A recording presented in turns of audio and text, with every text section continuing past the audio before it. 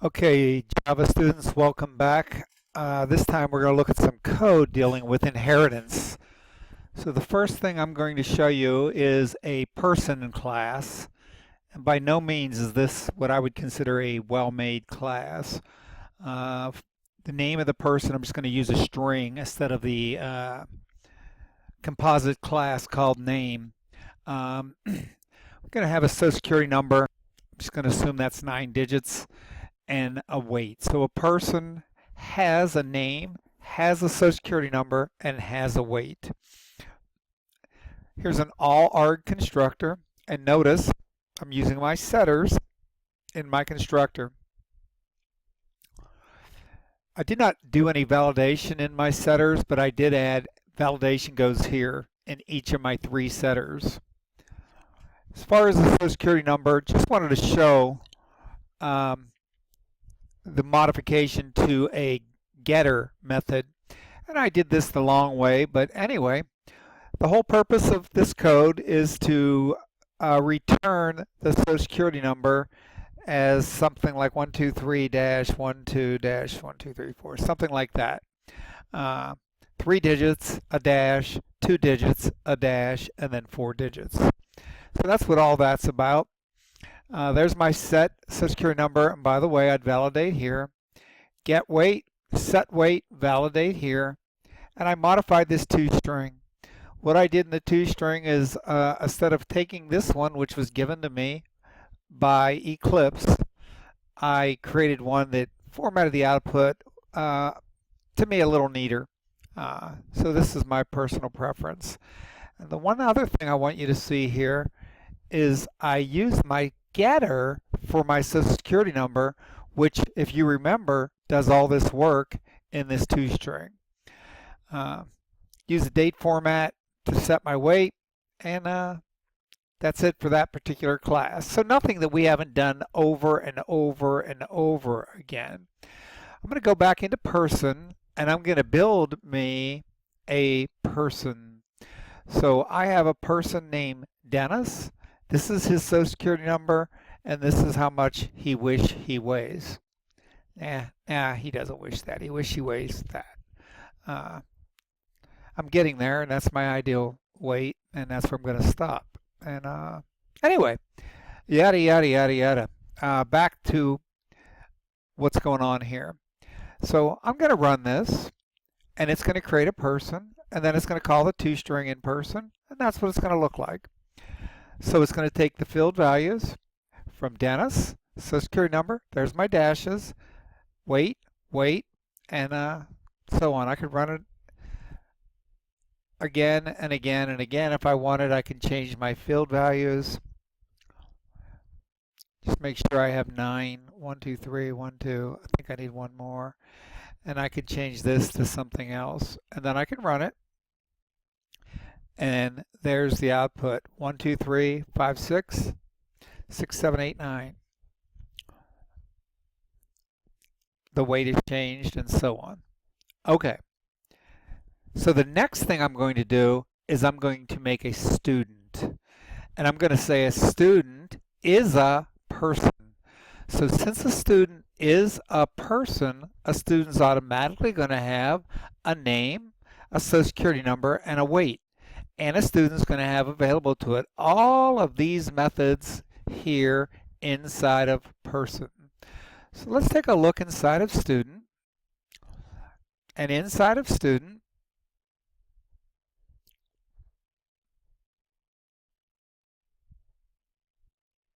I'm just taking a quick gander here. Inside of student, here's what my constructor is going to look like. Let me get rid of this because I was playing around before I started this video. Go away and go away. Okay, so inside of this student class, I have a constructor method, and that constructor method looks like constructor methods that we've seen before. Notice I'm using my setters, and in my setters, validate, validate, and validate. And I don't really know why, but I chose to not have a toString. Okay, I lied to you. There's a reason I don't want to have a toString. So anyway, here's a student, Here's a student. And if I go into my test class, I can create a student. Check it out. Student, oops.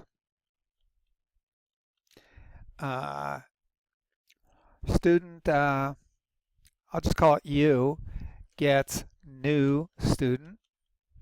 And I think it's major. And then I think it's GPA. I don't remember. And number of credits taken, I think. So I'm going to run this just to see if I get any problems. And notice it runs this piece of code, but it doesn't output the student U. And the reason it doesn't output that is because I didn't do a system.out.println. So let's see what that looks like.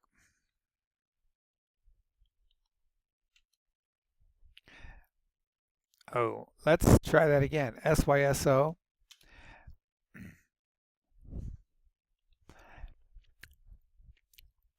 Wonder what's going to happen when I don't have a toString in student. I know what's going to happen. Do you? It's going to call the toString in student. It's not going to find it. Who's the parent of student? Right now, it's object, and it's going to run the toString in object. And I can tell you what that does. It gives me the address of this object. Watch. Here's basically a hexadecimal address. I mean, it's not exactly, but basically. So that's kind of the internal address that Java would have. So that's not real informative because I don't have a toString. Let's go back into student. Just to prove that this works, I'm going to source and I'm going to grab myself a toString so that when I run my test class, we will see that math, GPA, credits taken. All right, so we have two classes, a person and a student. They're not linked together, they're not tied together yet. I'm going to go back in the student just because I want to, and I'm going to delete that toString because I didn't like it to begin with. All right, so how do I tie my student and my person classes together? Well, I start by saying which one is a student a person, or is a person a student? I don't believe all people are students, but I do believe all students are people, or persons. So a student is a person. So in the student class, here I am, I'm going to say student extends, because from the slideshow, there's the keyword extends, and student extends person. Beautiful. Everything seems to work. Oops, maybe not. My constructor immediately gives me an error. My constructor immediately gives me an error.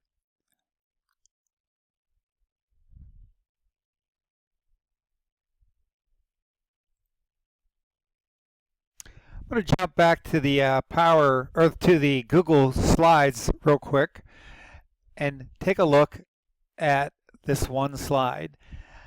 We established our relationship from child to parent using extends, but in the child we use this new keyword super to refer to the parent.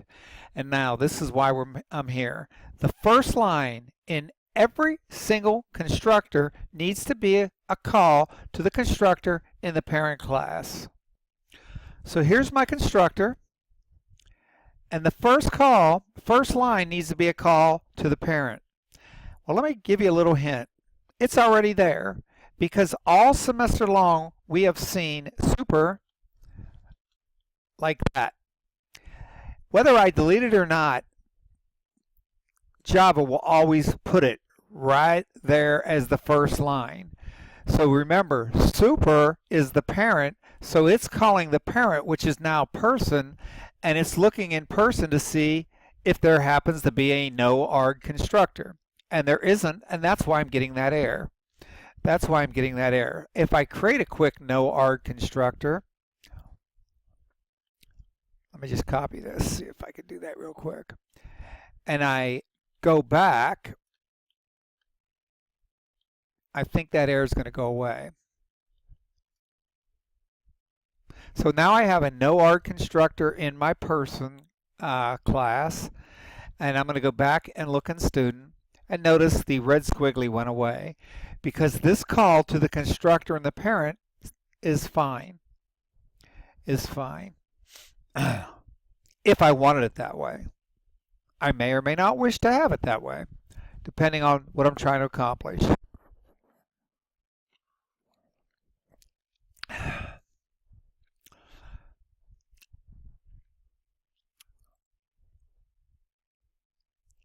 Go back to my test class. And now, in my test class, give me a second here. I'm sorry, before I go back to my test class, I'm going to go back into student, and I want to get rid of that no art. Back into person, and I want to get rid of this new art constructor. All right, so now let's go back in my test class. When we go back in this test class and we try to run the same code that we had before, let's run it. It's going to give us an error. And if we come down to the error, it basically says that that constructor person is undefined. So the no art constructor for person is undefined. Where did it get that? From right here. So let's go all the way back into my test class and let's talk about what it takes to build a student. Well, to make a student, you need everything in student and you need everything in person. So watch this. I'm going to make a student called Fred. And Fred's social security number is 3 zeros and a 1. Is that 9? 1? Yeah. 19048. No, that should be one too many. So just so I can see to make sure. No, need one more. Okay. So Fred Flintstone has a name, a social security number, and a weight. And Fred Flintstone also has a major, a GPA, and credits taken. So here is this call to a constructor in student that should match what I have here. But I don't believe I have a constructor in student that matches the signature of that call. Let's go take a look in student. So in student, I have a single constructor right here, and I actually need to modify this. I'm going to tie my constructors together. String name, string SOCSECNUM, and I think it was double weight.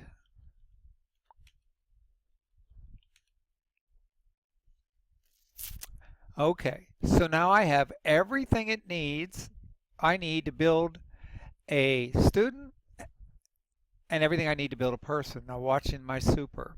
I'm going to pass it the name, this is not in camel case, the social security number, and the weight.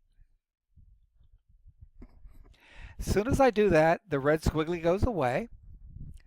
And that is because in my person, I have a constructor method that matches that signature.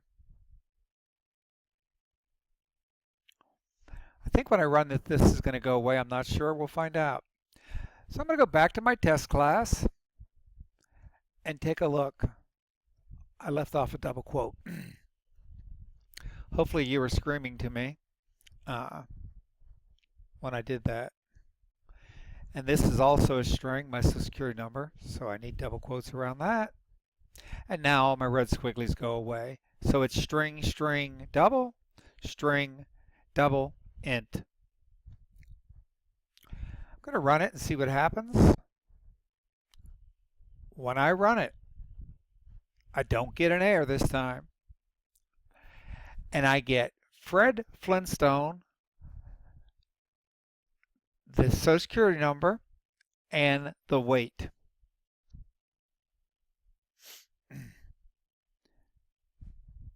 We can actually comment this out now. I'm kind of done with that. So where'd this come from when I said system out print line U? Well, if I remember right, when I do a system.out.println, it's going to go to this object and it's going to fire the toString method. So let's go into student, and it fired this missing toString method. Uh-oh, there is no toString method for it to fire.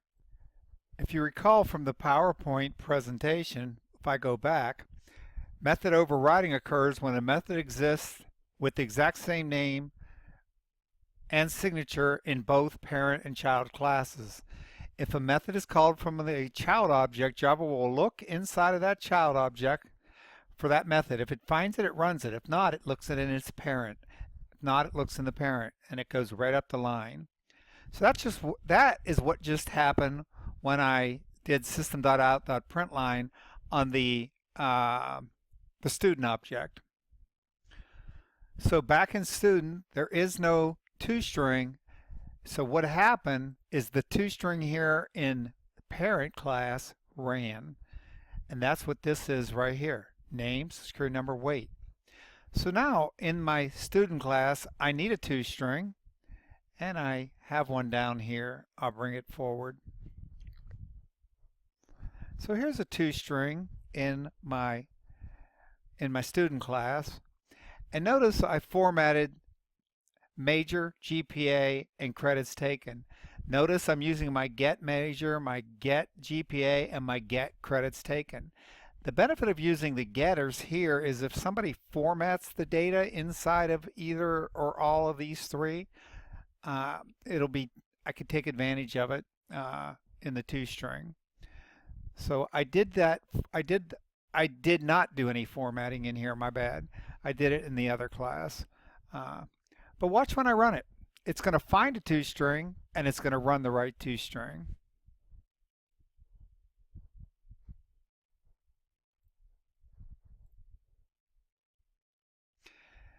So the first three lines came from the toString that was in my parent class, and the next three lines came from the toString in my student class.